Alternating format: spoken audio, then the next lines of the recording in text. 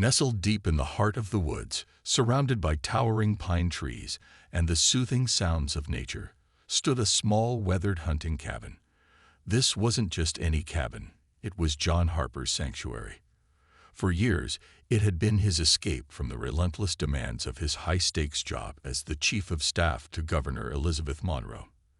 The cabin wasn't fancy or modern. Its wooden walls were worn, and the roof creaked slightly when the wind blew. But to John, it was perfect, a place where he could leave behind the suits, meetings, and political dramas that defined his everyday life. The cabin had been in John's family for generations. His grandfather had built it with his own hands decades ago, using timber from the surrounding forest. It held countless memories. Summer afternoons spent fishing at the nearby creek, cozy evenings by the fire with his late father sharing stories, and quiet mornings sipping coffee while listening to birdsong. To John, the cabin wasn't just a structure, it was a piece of his soul. And because of its remote location, hidden away from prying eyes, very few people even knew it existed. John rarely talked about the cabin, not even to his closest colleagues. In fact, most folks assumed he spent his weekends catching up on work or attending formal events. Only his immediate family and a handful of trusted friends knew about his secret retreat. Even Governor Monroe, who relied heavily on John's sharp mind and steady leadership, had no idea that her right-hand man disappeared into the wilderness every chance he got. For John, keeping the cabin private was a way to protect its simplicity and charm. He didn't want anyone, especially not nosy reporters or curious coworkers, to disturb the peace he cherished so much. One crisp autumn morning, as golden leaves blanketed the ground, John drove up the winding dirt road leading to the cabin. He loved this time of year, when the air smelled fresh and earthy, and the world seemed quieter than usual. But something felt different this time. As he parked his truck and stepped out, he noticed unfamiliar activity nearby. Bright orange cones dotted the edge of his property, and a group of workers was busy hammering posts into the ground. Long rolls of shiny barbed wire lay scattered around like coiled snakes. Confused and irritated, John approached one of the workers. "What's going on here?" he asked, trying to keep his tone calm despite the growing knot in his stomach. The worker shrugged and pointed toward a stack of papers clipped to a clipboard. "HOA rules," he muttered before returning to his task. "HOA." John frowned. He'd never heard of a homeowners association operating out there. The cabin was miles away from any neighborhood or development, let alone one with an HOA. Determined to get answers, John grabbed the clipboard and skimmed through the documents. According to the paperwork, the Pine Ridge Estates Homeowners Association claimed jurisdiction over his land. They cited vague regulations about community safety and property standards, which apparently justified installing barbed wire along all property lines. John couldn't believe what he was reading. His secluded little cabin, tucked far from civilization, was now being treated like part of some suburban subdivision. Whoever these people were, they clearly had no idea who they were dealing with, or so John thought. Little did he know, this seemingly minor inconvenience was about to spiral into something much bigger. The sight of barbed wire encircling his beloved cabin left John Harper fuming. How dare someone trespass on his land and install such an eyesore without even consulting him? The peaceful retreat he cherished now looked more like a prison yard than the serene hideaway it had always been. Determined to put a stop to this nonsense, John decided to confront the person in charge, Margaret Langley, the president of the Pine Ridge Estates Homeowners Association, HOA. Margaret was known throughout the area for her no-nonsense attitude and strict enforcement of rules. She prided herself on maintaining order within the community, though many residents whispered that her methods bordered on tyrannical. Her perfectly manicured lawn and spotless home were symbols of her obsession with control, and she expected everyone else to follow suit or face the consequences. John arrived at Margaret's house later that afternoon, his jaw clenched and his patience wearing thin. He knocked firmly on the door, and after a moment, Margaret appeared. Dressed in a crisp blouse and slacks, she greeted him with a polite but icy smile. "Can I help you?" she asked, her tone clipped and professional. "I'm here about the fence," John said bluntly, cutting straight to the point. "You've installed barbed wire around my property without my permission. I want it removed immediately." Margaret's expression didn't change. Instead, she crossed her arms and leaned against the doorframe. "Mr. Harper, is it? I assure you, everything we've done is entirely within our rights as outlined by the HOA guidelines. Your property falls under our jurisdiction, and these measures are necessary for the safety and uniformity of the community." "Uniformity," John echoed, incredulous. "My cabin is miles away from your so-called community. What possible reason could you have for putting up barbed wire out there?" Margaret sighed dramatically, as if dealing with unreasonable homeowners was a daily struggle. "We've received complaints from other members about unsecured properties attracting wildlife and potential intruders. The board agreed that installing fencing would address those concerns. If you'd like to appeal the decision, you're welcome to attend our next meeting." John couldn't believe what he was hearing. Wildlife? Intruders? His cabin had stood untouched for decades, and not once had anyone raised such issues. It was clear to him that this wasn't about safety. It was about power. Margaret and her cronies simply wanted to assert their authority over every inch of land they could claim, regardless of whether it made sense. Frustrated but unwilling to back down, John pressed further. "Look, Ms. Langley, this is private property. My family has owned this land for generations. You can't just march in here and impose your rules without consent." Margaret's smile tightened, her patience visibly waning. "Mr. Harper, I understand your frustration, but the law is on our side. Unless you can prove otherwise, the HOA's decisions stand. Now, if you'll excuse me, I have other matters to attend to." With that, she closed the door firmly, leaving John standing on the porch, seething with anger. As he drove back to his cabin, John replayed the conversation in his mind. Margaret's smug demeanor and refusal to listen only fueled his determination to fight back. But how? He wasn't some ordinary citizen. He was the chief of staff to the governor, a man with connections and influence most people could only dream of.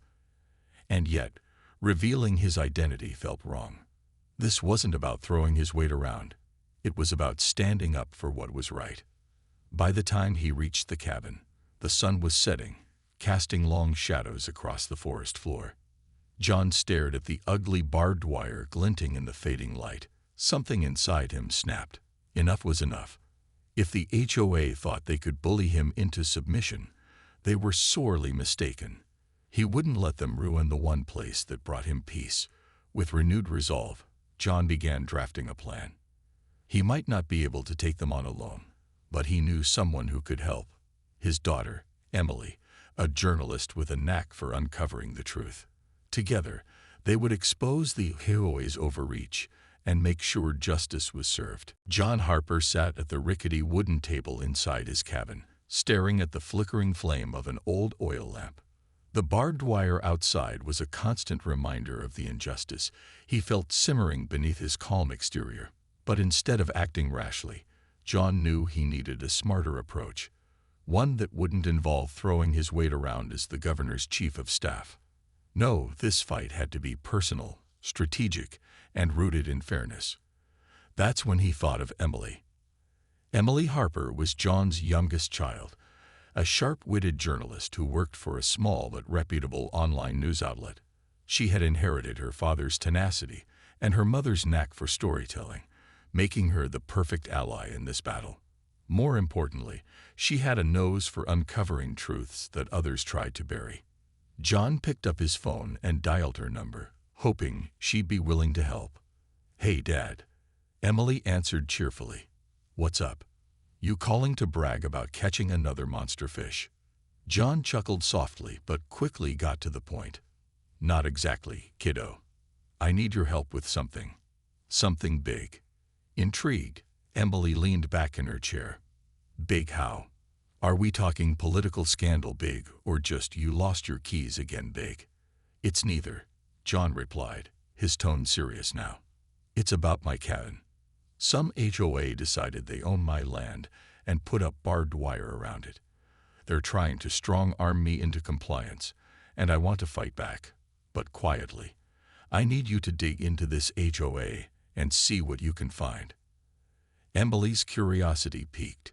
Growing up, she'd always admired her dad's ability to stay grounded despite his high-profile job.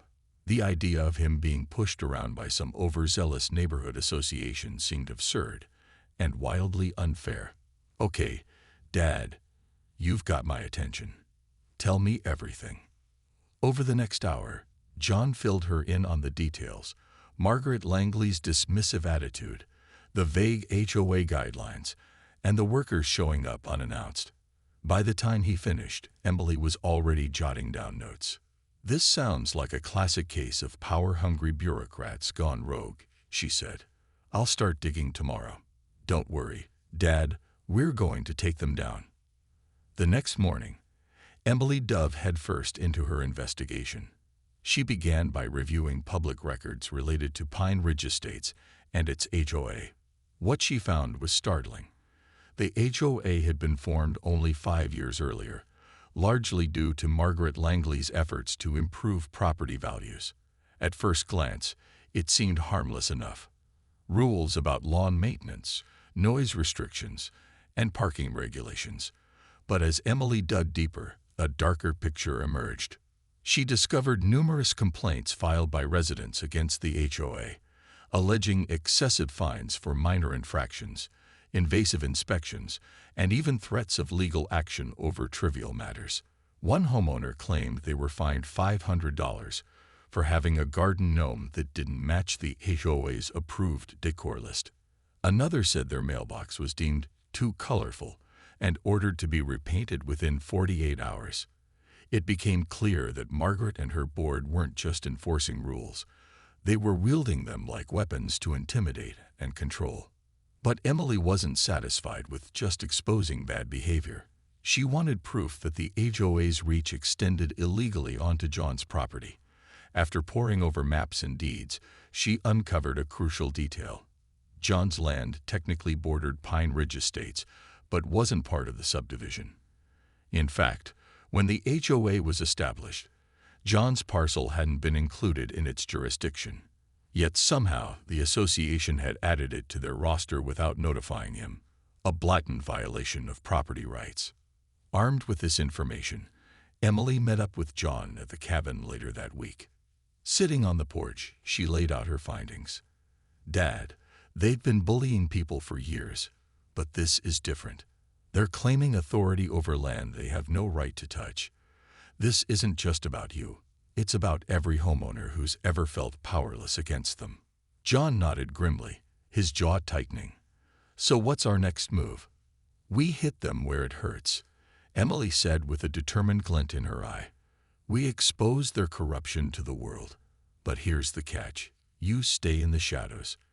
Let me handle the reporting. If anyone finds out you're connected to the governor, it'll overshadow the real issue. This needs to be about standing up to abuse of power, not politics." John hesitated for a moment, then agreed. He trusted Emily completely, and he knew she was right. For once, he wouldn't use his position to solve a problem.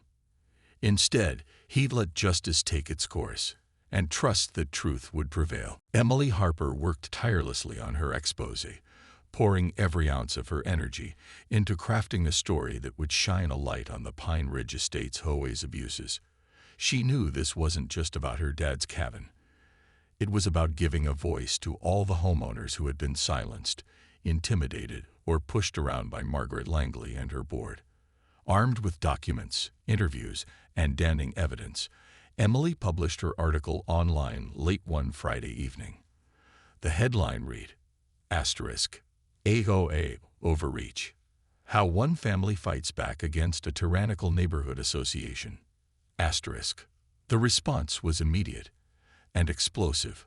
Within hours, the article began circulating across social media platforms, drawing thousands of views, shares, and comments. Readers were outraged by the HOA's heavy-handed tactics, particularly the installation of barbed wire on private property without consent. But what really caught people's attention was the mystery surrounding the homeowner at the center of the story. Emily had kept John's identity anonymous, referring to him only as a longtime resident whose family has owned the land for generations.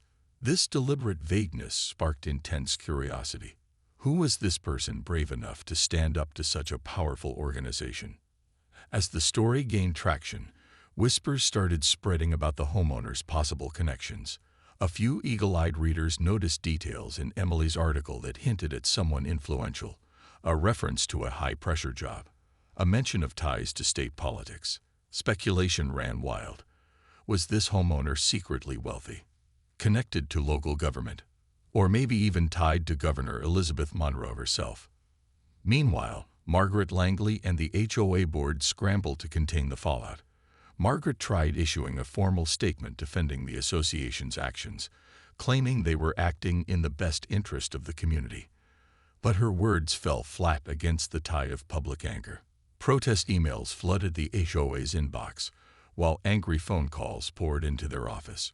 Residents of Pine Ridge Estates, emboldened by the growing backlash, began speaking out about their own grievances. One neighbor admitted she'd been fined $1,000 for painting her front door the wrong shade of blue.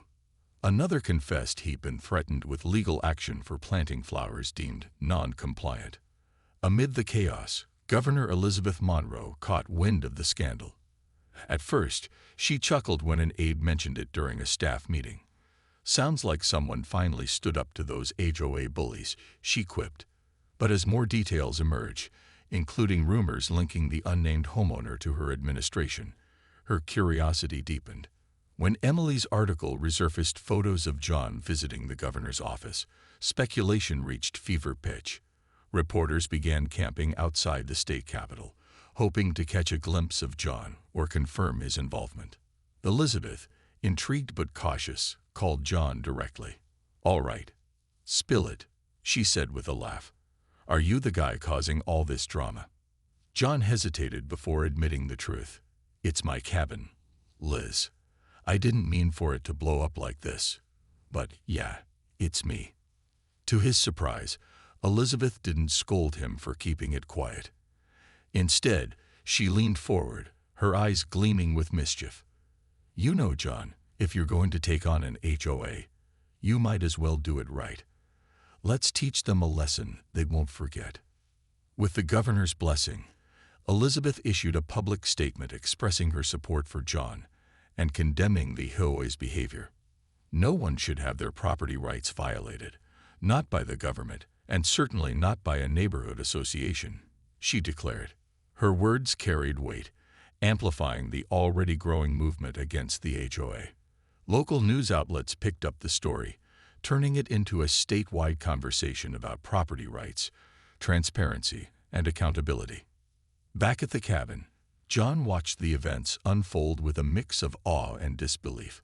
He never imagined his quiet retreat would become the epicenter of such a massive controversy. But as messages of support poured in from strangers across the state, he realized something important. This fight wasn't just about him anymore. It was about standing up to injustice, no matter how small it seemed at first. And with Governor Monroe backing him, and Emily's relentless reporting exposing the truth, the HOA's days of unchecked power were numbered. The Pine Ridge Estates Homeowners Association, HOA, had always prided itself on being the epitome of order and perfection. Its manicured lawns, uniform mailboxes, and strict rules were symbols of what Margaret Langley called community excellence. But now, cracks were forming in the carefully constructed facade, and they were widening fast. As Emily's exposé continued to spread like wildfire, residents of Pine Ridge Estates began to wake up. For years, many had grumbled privately about the HOA's overreach, but were too afraid to speak out. After all, crossing Margaret Langley often meant facing hefty fines, threatening letters, or even legal action. But seeing someone, anyone, finally stand up to the board gave them courage. What started as a trickle of complaints soon turned into a flood. At first, it was small acts of defiance. A homeowner who had been fined for leaving their trash cans out overnight refused to pay the penalty. Another openly ignored a letter demanding they repaint their shutters to match the HOA-approved color palette. Then came the more vocal dissenters. Neighbors began gathering in driveways and parks, sharing stories of how the HOA had meddled in their lives. One woman recounted how she'd been forced to remove a cherished wind chime because it was deemed visually distracting. Another man described how he'd been fined $300 for having a bird bath that didn't meet the HOA's aesthetic standards. Margaret tried to maintain control, issuing stern warnings and doubling down on enforcement. But her usual tactics only fueled the rebellion. When she sent a notice to a family threatening to tow their car for parking on the street overnight, a rule no one had ever bothered to enforce before, the entire neighborhood erupted in protest. Dozens of cars lined the streets the following evening, horns honking in solidarity. Someone even hung a banner from a lamppost that read, *HOA, hands off anything, *. The tipping point came when several homeowners filed lawsuits against the association, alleging harassment, discrimination, and illegal seizure of property rights. Lawyers representing these disgruntled residents argued that the HOA had exceeded its authority, citing John Harper's case as Exhibit A. How could an organization claim jurisdiction over land it had no legal right to govern? The question resonated deeply with other homeowners, who realized they might also have grounds to challenge the HOA's oppressive rules. Amid the chaos, Margaret called an emergency meeting of the HOA board, hoping to strategize a response. But instead of finding allies, she encountered resistance, even among her own members. Some board members admitted they were tired of enforcing trivial regulations and feared the growing backlash. Others whispered about stepping down altogether. Margaret, once the undisputed queen of Pine Ridge Estates, found herself increasingly isolated. Outside the meeting room, tensions reached a boiling point. Dozens of angry residents packed the community center where the HOA typically held its sessions, demanding answers and accountability. When Margaret walked in, flanked by two nervous-looking board members, the crowd erupted in boos and jeers. She tried to calm them, insisting that the HOA's actions were intended to protect property values and ensure safety. But her words fell on deaf ears. "You're not protecting us. You're controlling us," shouted one man, holding up a stack of fine notices he'd received over the years.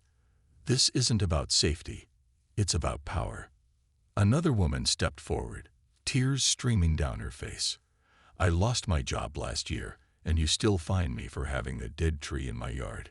You knew I couldn't afford to cut it down, but you didn't care. All you cared about was your precious rules." The room buzzed with agreement, each story adding fuel to the fire. Margaret, usually so composed, looked visibly shaken. For the first time, she seemed unsure of herself, and the crowd sensed it. Voices grew louder, demands more insistent. Finally, someone yelled, "Resign! Resign!" Within seconds, the chant echoed through the room, drowning out any attempt at explanation. Cornered and humiliated, Margaret had no choice but to concede. Her voice trembled as she announced her resignation, effective immediately. As she left the room under a storm of glares and muttered insults, the remaining board members scrambled to distance themselves from the disaster.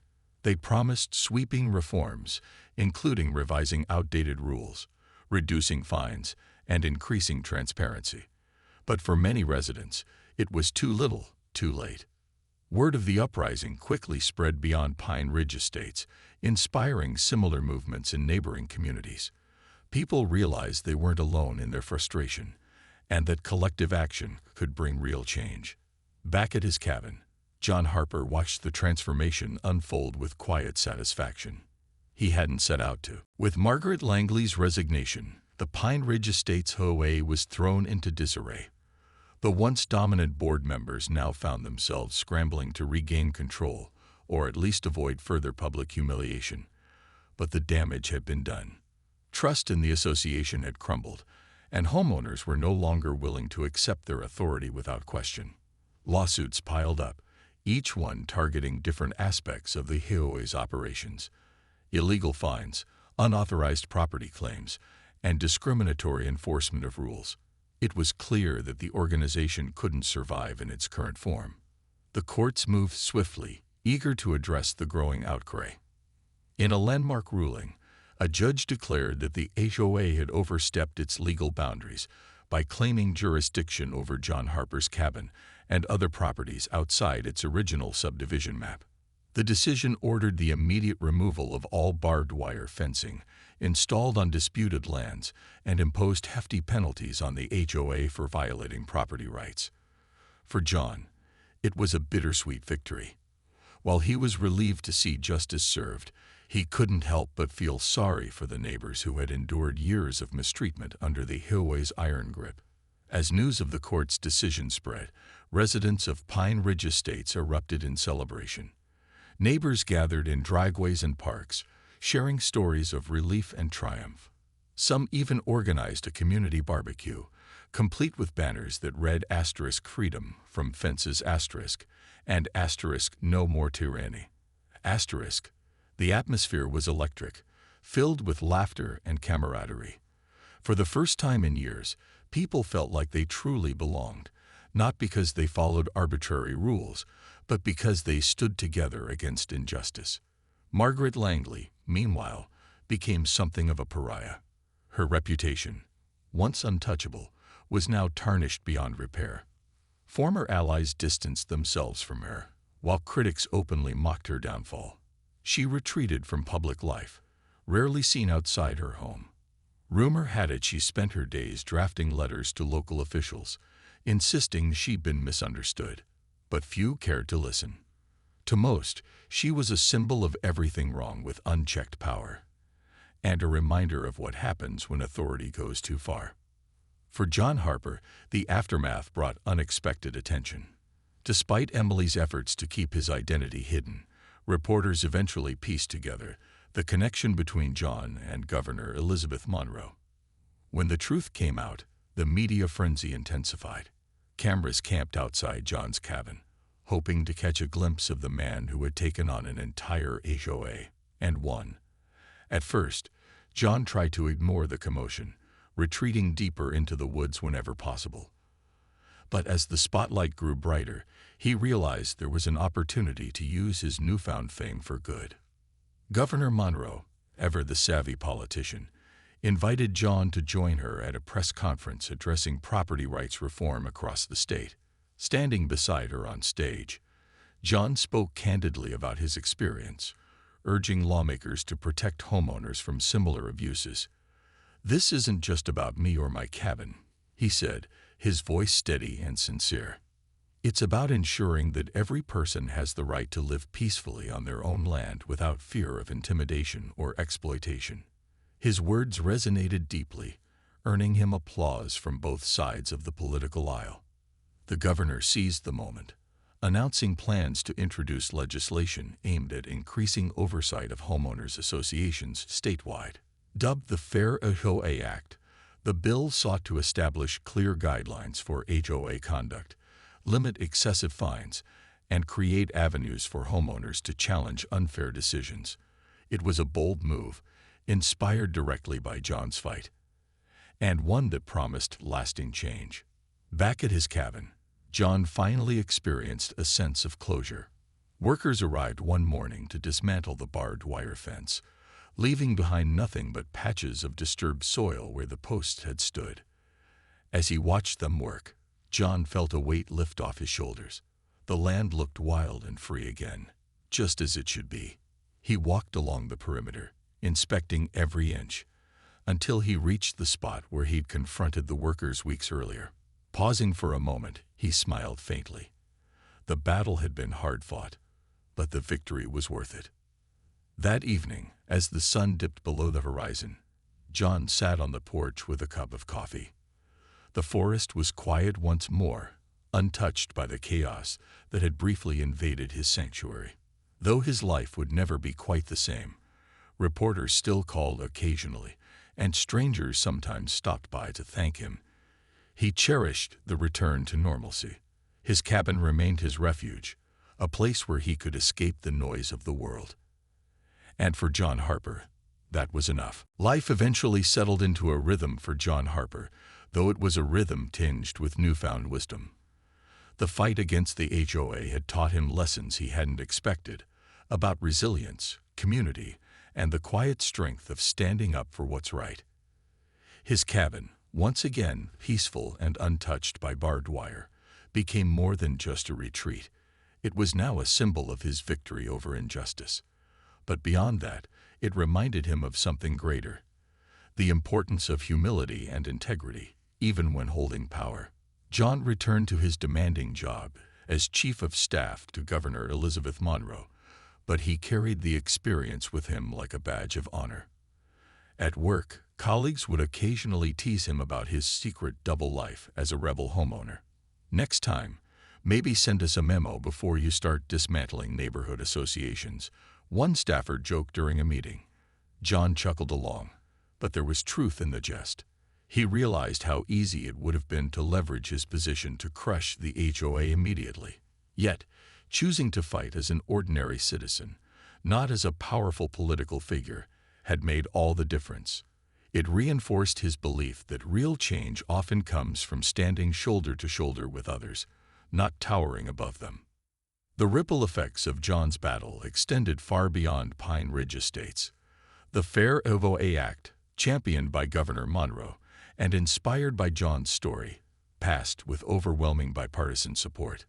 The legislation introduced stricter regulations on homeowners associations, ensuring transparency, accountability, and fairness for residents statewide. Town hall meetings were held to educate homeowners about their rights, while task forces were created to investigate complaints against abusive HOAs. Across the state, communities began holding their own boards accountable, inspired by the courage of one man who refused to back down. For Emily Harper, her father's ordeal became the defining moment of her career. Her expose earned widespread acclaim, earning her awards and recognition in journalistic circles. More importantly, it solidified her reputation as a fearless advocate for the underdog. She continued writing stories that shed light on systemic injustices, always reminding herself of the lessons she learned from her dad. Sometimes, the smallest fights can spark the biggest changes. Father and daughter grew closer through the experience, bonded by their shared triumph and mutual respect. Back at Pine Ridge Estates, life transformed in ways no one could have predicted. Freed from Margaret Langley's iron grip, the community blossomed into something vibrant and alive. Neighbors who had once avoided each other now exchanged warm greetings and organized potluck dinners. Flower gardens sprouted in yards where only dull shrubs had been allowed before. Children played freely in streets once patrolled by nitpicking enforcers. Even the new HOA board, composed of former critics of the old regime, worked hard to rebuild trust. Their motto: Asterisk rules serve people, not the other way around. Asterisk. As months turned into years, John visited his cabin regularly, finding solace in its familiar creaks and groans. Occasionally, strangers would stop by, having heard his story and wanting to thank him personally. Some were homeowners who had successfully challenged their own HOAs. Others simply wanted to shake the hand of a man who had stood up to bullies. John welcomed them warmly, sharing coffee and stories on the porch. He never sought fame or glory, but he understood the value of being a source of hope for others. One crisp autumn morning, as golden leaves swirled around the cabin, John sat alone on the porch, reflecting on everything that had happened. The forest was alive with sound: the rustle of wind, the chatter of squirrels, the distant call of a hawk. It was peaceful, just as it should be. For all the chaos and drama that had unfolded, John knew one thing for certain. This place, this little slice of wilderness, had changed him, and perhaps the world, forever. He smiled softly, sipping his coffee as the sun rose higher in the sky. Life wasn't perfect, and neither was he. But sometimes perfection wasn't the goal. Sometimes it was enough to stand your ground, protect what mattered, and let the rest fall into place. And for John Harper, that was more than enough.